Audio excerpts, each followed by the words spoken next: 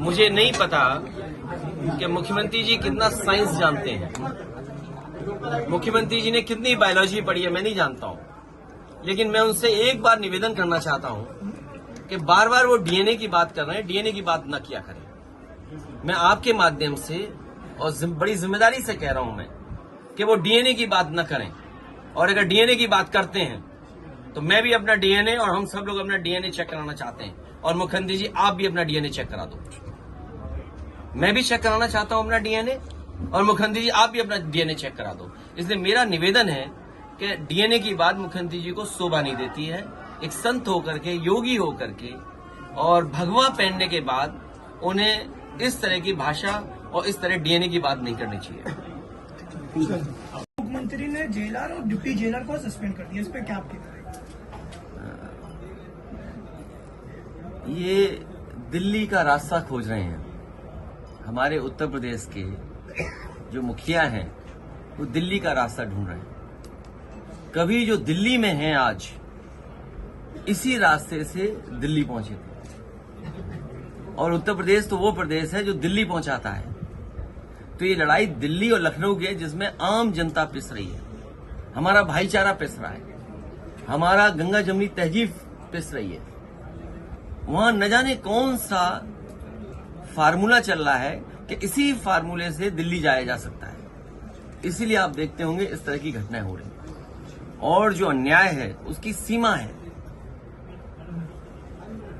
आप किसी के दुख दर्द में पहुंच रहे हैं तो जा ना पाए दुख दर्द में, आप पहुंचे नहीं वहां पर, सरकार डराना चाहती है। ये जो कार्रवाई की है वो इसलिए की है, सरकार डराना चाहती है। और नियत अभी इस घटना में देखी तो देखी आपने, लेकिन याद कीजिए जब चुनाव हुआ था, बीएलओ कौन बनेगा, एसओ कौन पोस्ट होगा, सीओ कौन पोस्ट होगा, अधिकारी कौन लगाए जाएंगे, याद है कि नहीं याद है? और जब हम लोग इरफान विधायक से मिले थे, ये सरकार ने दिखाया था कि देखो सरकार कितनी ताकतवर है। कहां भेज दिया था विधायक को, इरफान को? महाराजगंज भेज दिया। मैं आपसे कह रहा हूं कि बीजेपी वाले हमें फ्री कोचिंग करा रहे हैं। बीजेपी वाले हमारी फ्री कोचिंग करा रहे हैं। मैं बीजेपी वालों का धन्यवाद देना चाहता हूं इस कोचिंग के लिए। मैं संभल भी जाऊंगा, और जो पीड़ित लोग हैं उनकी मदद भी करूंगा। और मेरे पत्रकार साथी, आपसे बेहतर कौन जानेगा यमुना किनारे क्या हुआ है। एक पत्रकार के पूरे कपड़े उतार दिए थे, याद है कि नहीं याद? तो ऐसे माहौल में हम और आप लोग हैं। संभल के लोगों की मदद हो, उनको न्याय मिले, और उसके लिए हमें चाहे लोकसभा में सवाल उठाना पड़े या लगातार हम लोगों को उसके लिए लड़ाई लड़नी पड़े, हम लोग संभल के लोगों को न्याय दिलाना चाहते हैं। उन्हें न्याय मिलेगा। जो संविधान या जो आर्टिकल कहता है प्लेसेस ऑफ वर्शिप एक्ट, उसको भी नहीं सरकार मान रही है। क्या खोदना चाहते हैं आप? मुझे तो ये समझ में नहीं आ रहा, भारतीय जनता पार्टी को कैलाश पर्वत नहीं दिखाई दे रहा है, मानसरोवर नहीं दिखाई दे रहा। इन भारतीय जनता पार्टी के लोगों से कहो कि चलो मानसरोवर की ओर, चलो कैलाश पर्वत की ओर, हम आपका साथ देंगे। हो अगर हिम्मत उनमें हो, उनमें बहादुरी, तो चल के दिखाएं। ये कमजोर पे अन्याय कर सकते हैं, ताकतवर के ये पैर छूते हैं, ताकतवर के आगे सामने झुक जाते हैं। अभी लोकसभा में विदेश मंत्री ने जो स्टेटमेंट दिया था चीन को लेकर के, सबसे पहले मैं खड़ा हुआ, कहा कि रिजांगला जो मेमोरियल है उसके बारे में क्या कहना चाहते हो आप? सरकार रिजांगला मेमोरियल के बारे में नहीं कह पा रही। मैं आपसे कहता हूं, ये जितने भारतीय जनता पार्टी के नकली देशभक्त घूम रहे हैं, उनसे पूछिए, चीन की सीमा पर रिजांगला जो मेमोरियल बना था, चीन की फौज ने आकर के तोड़ दिया। क्या ये भारतीय जनता पार्टी के लोग उसी जगह पर रिजांगला मेमोरियल बनवाएंगे कि नहीं बनवाएंगे? और मैं ये दावा करता हूं आपसे, भारतीय जनता पार्टी के लोगों पर कोई जवाब नहीं होगा। वो कभी कुछ नहीं कह सकते, क्योंकि चीन बहुत ताकतवर देश है। भारतीय जनता पार्टी की हिम्मत नहीं है उनके लोगों को कि जाकर के कुछ अपने रिजांगला के बारे में कह दें, कैलाश पर्वत के बारे में कह दें, मानसरोवर के बारे में कह दें। और मैं आज आपके सामने कह रहा हूं, ऑन रिकॉर्ड कह रहा हूं, वो दिन आएगा जब चीन आपको मानसरोवर नहीं जाने देगा। कैलाश पर्वत की ओर नहीं जाने देगा, क्योंकि उन्होंने बड़े पैमाने पर मिसाइल्स का कारखाना वहां लगा दिया है।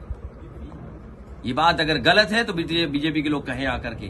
केवल 12 किलोमीटर सड़क बनी थी, नेपाल ने आपके खिलाफ खड़ा कर दिया था, नेपाल को, चीन ने लिपू लेक को लेकर के 12 किलोमीटर सड़क बनी थी, अगर आपको याद हो, नेपाल को आपके खिलाफ खड़ा कर दिया था। ये बीजेपी के लोग केवल कमजोर पर अन्याय कर सकते हैं, ताकतवर के सामने ये झुक जाते हैं। चीन के खिलाफ नहीं बोलेंगे, क्योंकि इन्हीं के लोग सबसे ज्यादा कारोबार चीन से कर रहे हैं। तो ये सवाल बड़े हैं जिसका जवाब बीजेपी के पास नहीं है, बीजेपी के पास जवाब नहीं दे सकते हैं। और मैं तो कहूंगा पत्रकार साथियों, आप भी चलना कैलाश पर्वत की तरफ, मानसरोवर की तरफ, हम सब लोग चलेंगे। आगे आगे बीजेपी वाले, पीछे प्रेस वाले, और प्रेस वालों के पीछे समाजवादी लोग चलेंगे, जिससे आप लोग लौट ना पाओ, आपको धक्का देकर के पहुंचा गया।